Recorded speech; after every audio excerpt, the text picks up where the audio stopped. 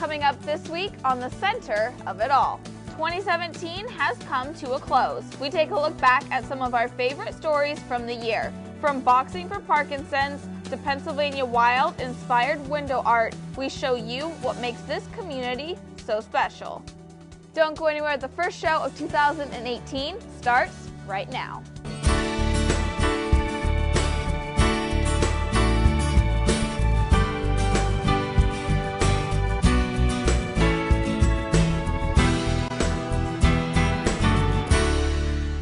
Good morning, welcome to the Center of It All and the end of 2017. We decided to take a look back at what happened in our area this year, and first we start out with a gluten-free bakery. Valley Girl Sweets started about 6 years ago when I started doing the custom cakes from my home.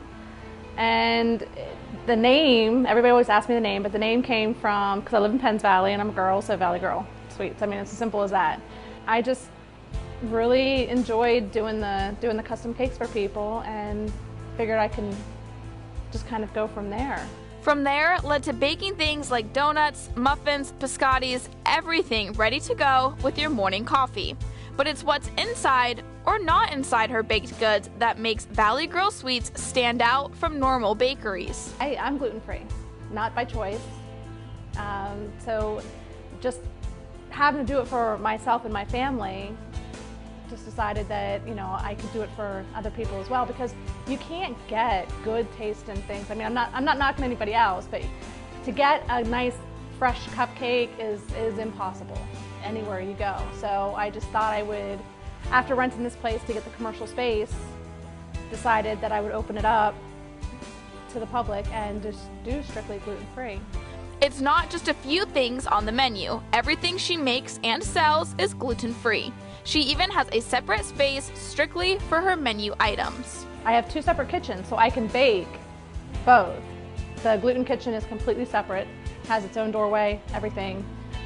So I can bake both if people want, but as far as for the retail, for them to come in here, it's all gluten-free. She says people in the community have responded really well and are excited to have a new business in their area. A lot love it. They love the fact that I brought a new business into Center Hall. They love the fact that it's a coffee shop. They can stop in and get their coffee. They love the fact that they can come in and get sweets. And believe it or not, a lot of people that come in here don't even realize that it's gluten-free. And then somebody else will come in and say, oh, what's all gluten-free? And we'll say everything. And they're like, really?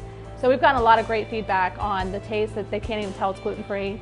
When creating her menu, she wanted to know what the people in the community wanted to taste, what they wanted available to them. So she reached out through social media. I actually used Facebook, and I asked people.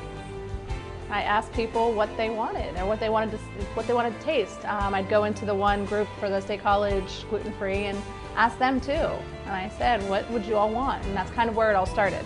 Once she got the menu items, the next step was finding a recipe to make them. But she already knew where to go for that. It's just one more thing that gives this shop its own personal touch. Definitely gluten-free being one of them, but the second is bringing recipes that we grew up with to that gluten-free side of it. I mean, as far as snickerdoodles, you know, peanut butter with, you know, chocolate cake with peanut butter icing, you know, stuff that I grew up on, that my mom or my grandmother passed down recipes for, that I was able to make gluten-free. And probably the most unique menu item that definitely caught my eye, wine-infused coffee, but without the alcohol. It's soaked in the wine, then it's dried and brewed. I've had a few people say, I can't drink that, I'm driving.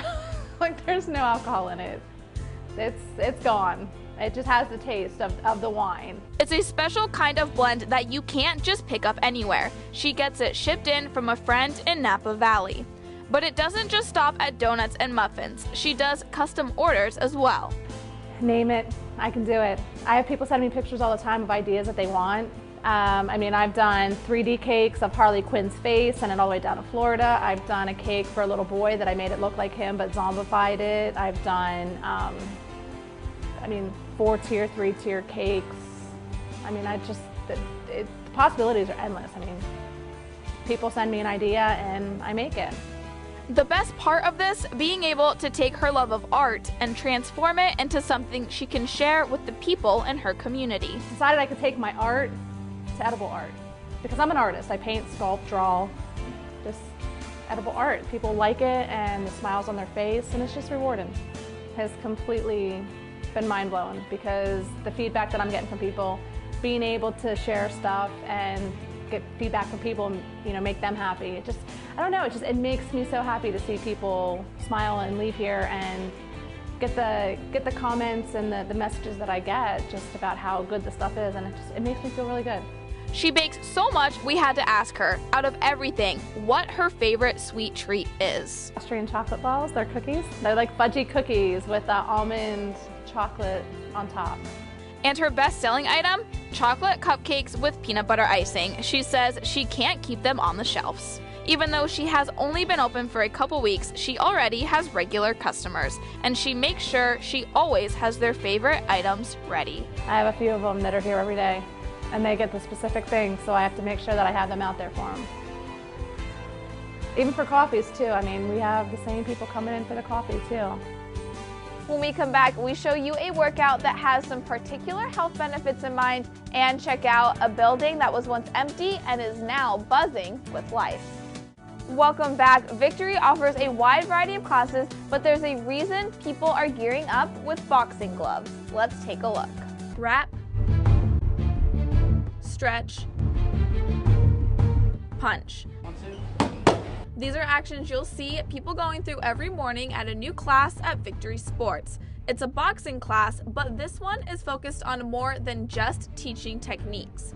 It all started in the beginning of 2017 in January. Scott Everhart was a boxer at IUP, so when he was approached about starting a boxing class, he jumped at the opportunity. I kind of got off to a slow start. I talked to a lot of people. I read as much as I could.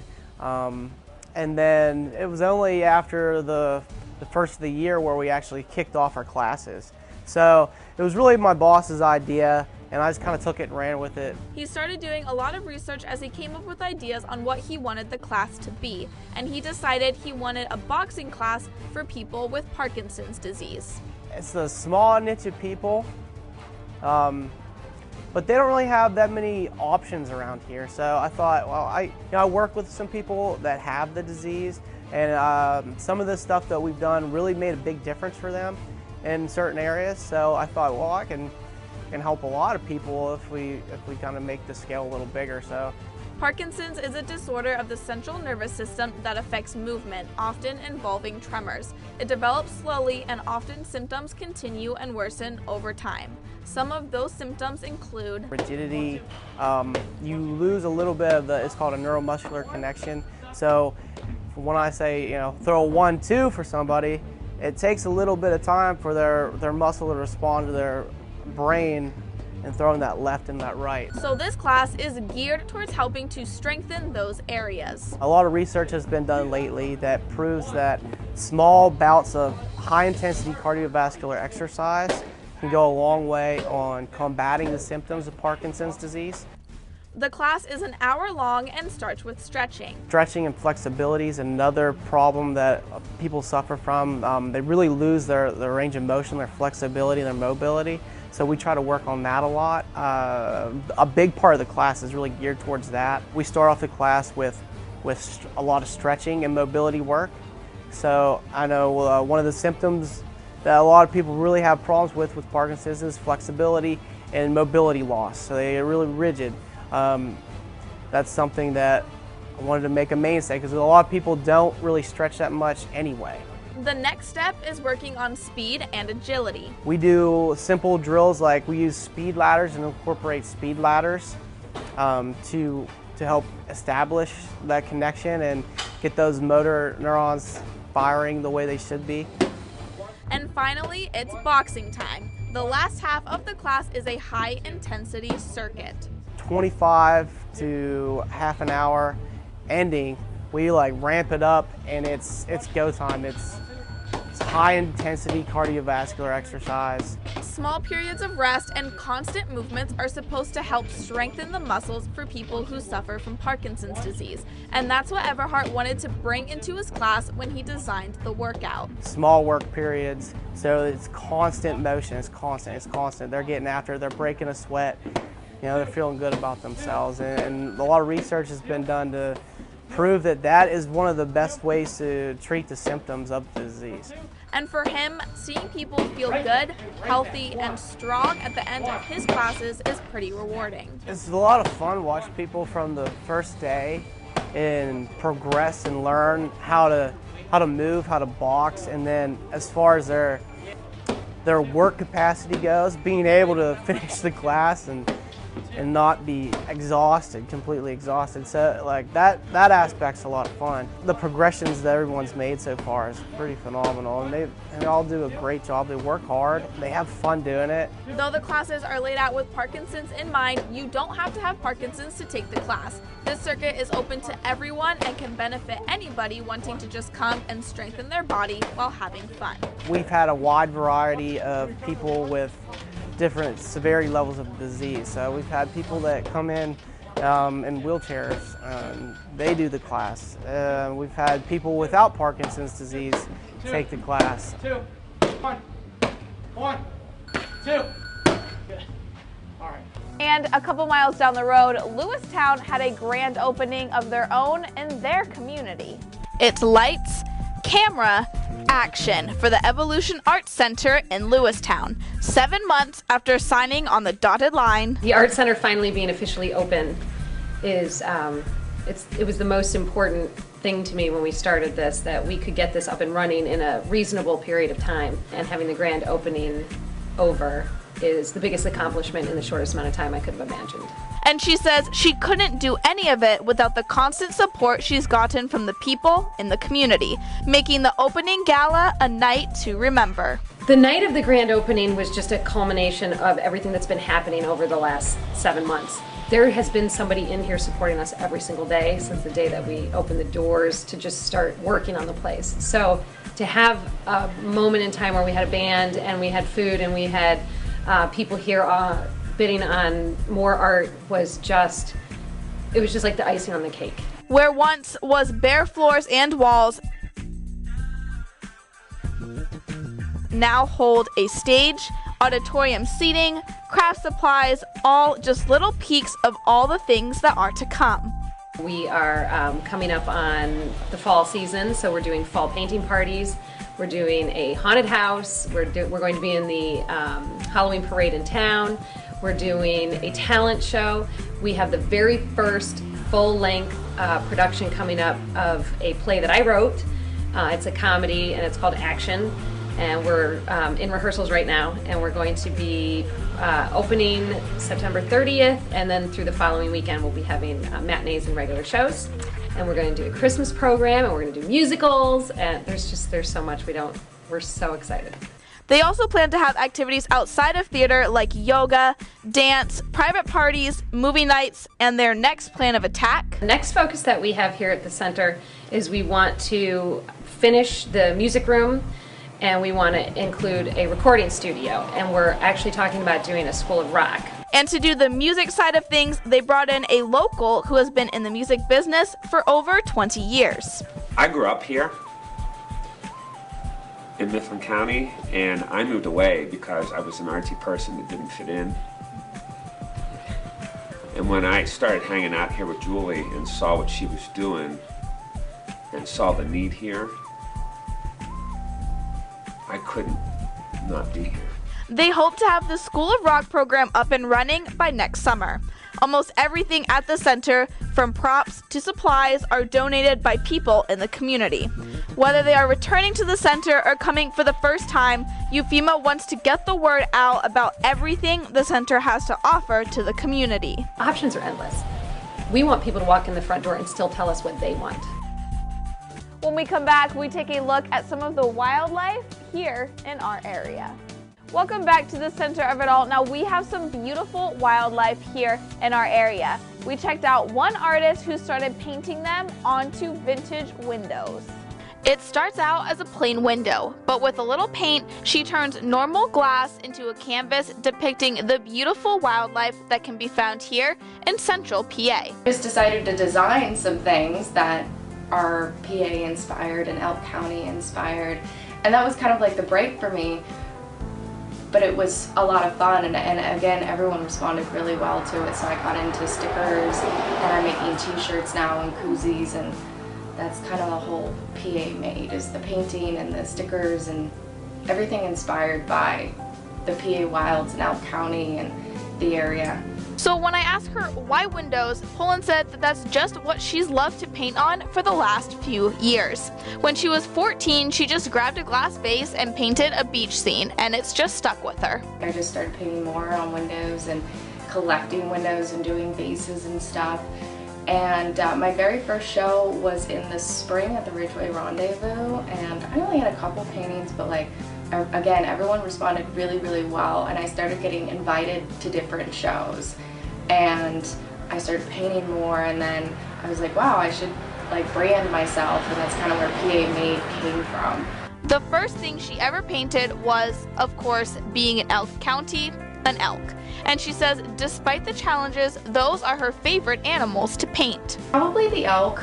They're the more difficult thing to paint because they have like more muscles and more definition, but because of that, they're more fun to paint.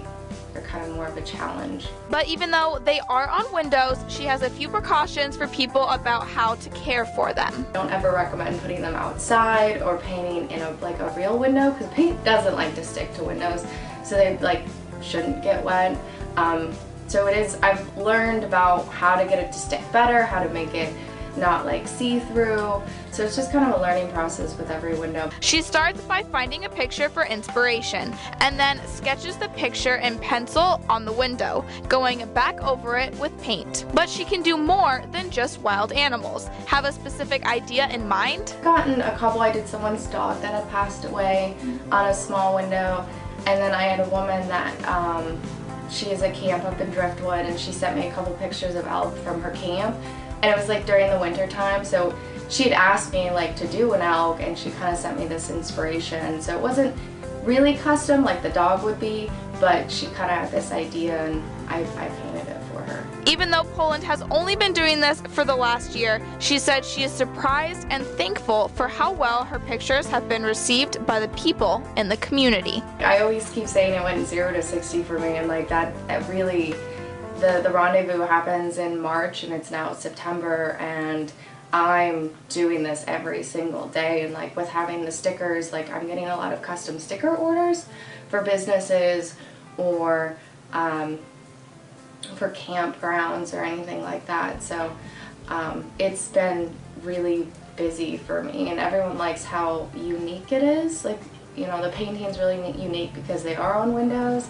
And then the stickers are really unique because I try to do things that are like inspired by the area. Like I have a crick one, and I have like one that's like Elk County shaped, so you can't really find anything like this anywhere else. But I think that's what people really like about it. The hardest part about it all, not finding inspiration or even the painting, but finding the right canvas to bring her pictures to life. I'm always looking for windows. I have so many people that come up to me and they're like, oh, I just replaced all the windows in my house, and I like really odd shaped ones, so I'm always on the lookout for windows, because it's not really like I can go to the store and buy them. Like I've pulled them like out of the side of the road, like people put out for garbage, or like in the craziest places. But yeah, finding the windows themselves is probably like the most challenging part of this. When we come back, we wrap up this show with one last holiday performance. Welcome back to the center of it all. Now, with the holidays over, that means the light decorations are coming down. But before they do, let's take a look at one holiday light show that is put on year after year right here in State College.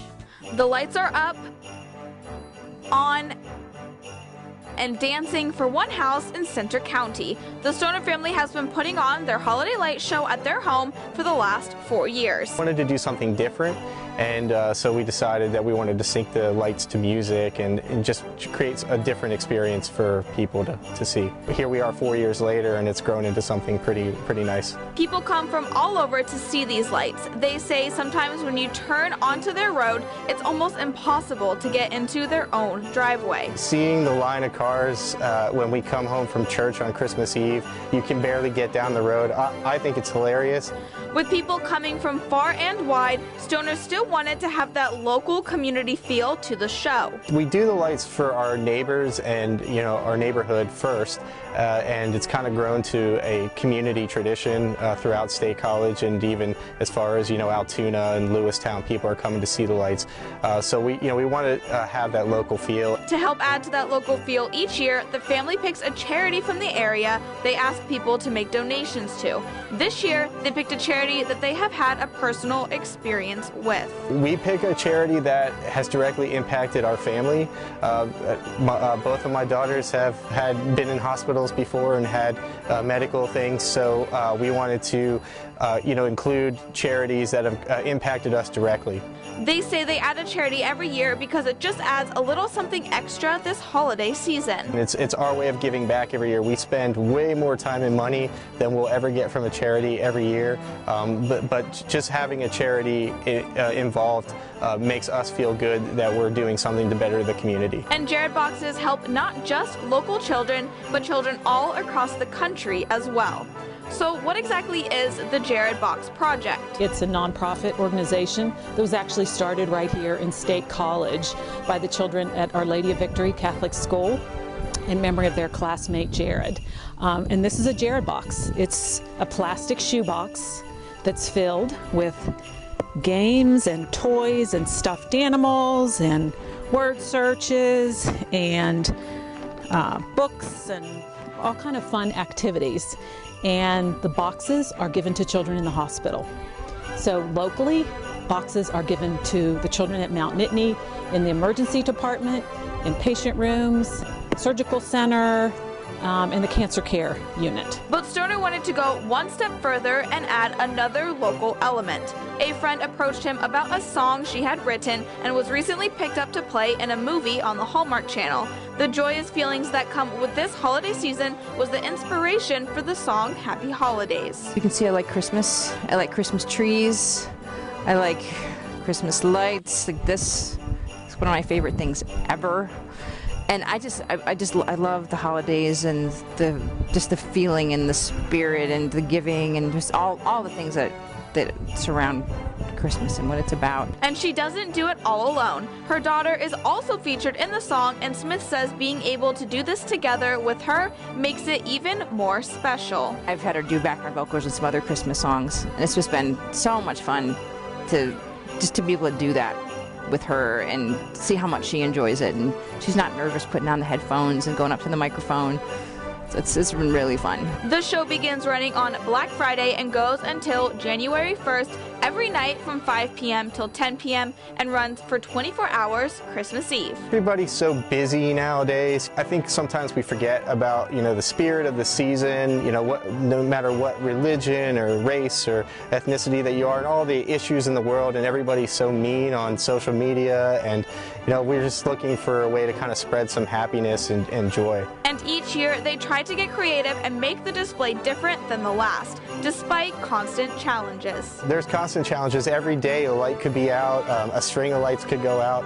Just yesterday I had to replace 2 lights, and once a light goes out in a string of lights, from that light on the whole string is out. So you may have to replace 1 light to make 100 lights work. We're always constantly adding and modifying things, and you really can't see the display until it's out that year. So I'm already looking at possibly ideas for 2018. Just thinking about what we can add and different things that we can do. That wraps up the center of it all for another year. Thanks so much for joining me every Sunday here on WHVL. Have a wonderful week, and I'll see you next time.